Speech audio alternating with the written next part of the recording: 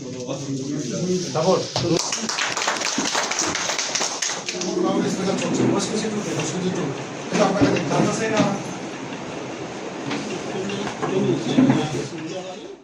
বিধানসভা নির্বাচন মেটার পর বিধানসভায় দ্বিতীয়বারের জন্য বিধায়ক হিসেবে শপথ নিয়েছেন তুফানগঞ্জ ৯ নং বিধানসভা কেন্দ্রের বিজেপি প্রার্থী মালতী রাভা রায়। আর শপথ গ্রহণ পর্ব মিটতেই নিজের নির্বাচনী এলাকায় কাজ শুরু করে দিলেন তিনি।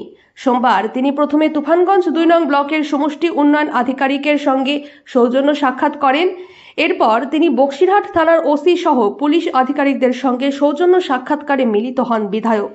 এদিন সৌজন্য সাক্ষাৎকারের পাশাপাশি ব্লক প্রশাসন ও পুলিশ প্রশাসনের কর্তাদের সাথে এলাকার সার্বিক উন্নয়ন ও আইন শৃঙ্খলা পরিস্থিতি নিয়ে দীর্ঘ আলোচনা ও পর্যালোচনা করেন তিনি। এদিন বিধায়িকা মালতী রাভা রায়ের সাথে উপস্থিত ছিলেন তুফানগঞ্জ বিধানসভার কনভেনার, মণ্ডলের সভাপতি সহ বিজেপির দলীয় নেতৃত্বরা।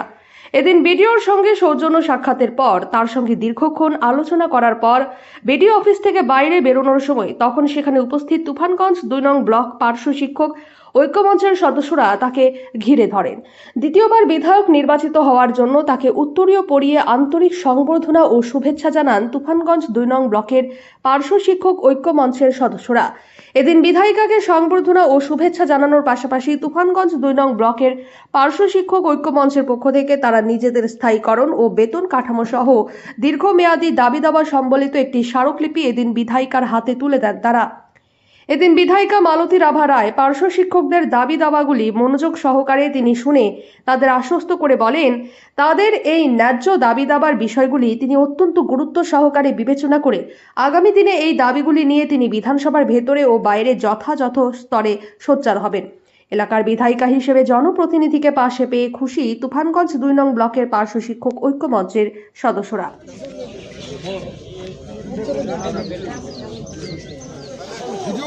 দেখুন, বিডিও অফিসে আজকে সৌজন্য সাক্ষাৎকারের জন্যই আসা হয়েছে। আমাদের নতুন সরকার এসেছে, জনগণের অনেক আশা আকাঙ্ক্ষা আছে, যার জন্যেই যে পরিবর্তন হয়েছে, মানুষ দুহাত তুলে আশীর্বাদ করেছে। আমরা জনগণের যে দীর্ঘদিনের যে চাহিদাগুলো সেগুলো নিয়েই আজকে আমরা বিডিও সাহেবের সঙ্গে কথা বলেছি, যেন ডেভেলপমেন্টের কাজ আটকে না থাকে এবং মানুষের দীর্ঘদিনের যে চাহিদাগুলো এই তুফানগঞ্জ 2 ব্লকের, ওনাকে সব ব্যাপারে একদম আবাস যোজনা থেকে শুরু করে যে যাদের ভোটের নাম কাটা গিয়েছে এবং যে ক্ষেত্রগুলোই আপনারা সবাই জানেন যে দুর্নীতি হয়েছে, আর যেন সেই দুর্নীতি না হয়। আমরা ওনার সঙ্গে কথা বলেছি যে দুর্নীতি নয়, সঠিকভাবে আমাদের সরকার যে পরিবর্তনের সরকার, ভারতীয় জনতা পার্টির সরকার যে এখানে এসেছে, যে প্রতিশ্রুতিগুলো দিয়েছে সেই প্রতিশ্রুতিগুলো আমরা পালন করব। এখন তুফানগঞ্জ থেকে শুরু করে সারা বাংলার উন্নয়ন হবে। এগুলো স্থগিত ছিল, কেন্দ্রীয় প্রকল্প ডাবল ইঞ্জিনের সরকার এসেছে, কেন্দ্রীয় প্রকল্পগুলো যেগুলো বাংলায় হয়নি, ইমপ্লিমেন্ট করা হয়নি, এগুলো খুব তাড়াতাড়ি আমরা ইমপ্লিমেন্ট করার জন্য প্রশাসনিক দপ্তরে এগুলো জানানো হচ্ছে। আগামী 20 তারিখ আমাদের মাননীয় মুখ্যমন্ত্রী শিলিগুড়ি আসবেন, সমস্ত প্রশাসনিক মিটিং করবেন।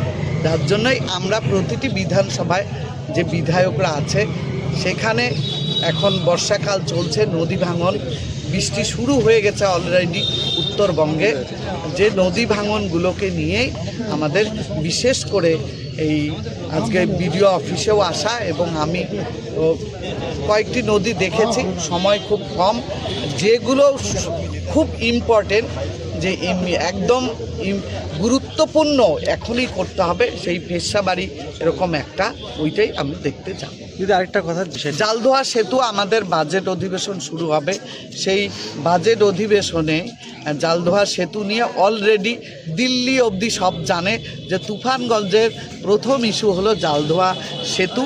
জালদোয়া সেতুর কথা আমি বলেছি, জালদোয়া সেতু আমাদের এই অধিবেশনেই আমাদের ইরিগেশন দপ্তর, পূর্ত দপ্তরের সঙ্গে কথা হয়েছে। তারাও আমার সময় থাকলে হয়তো যেতাম, কিন্তু জালদোহা সেতু নিয়ে আমরা অলরেডি অধিবেশনে একদম প্ল্যানিং তৈরি করে আমরা ডিসিশন নেব, নিয়ে জালদোহা সেতুর কাজও আমরা শুরু করব।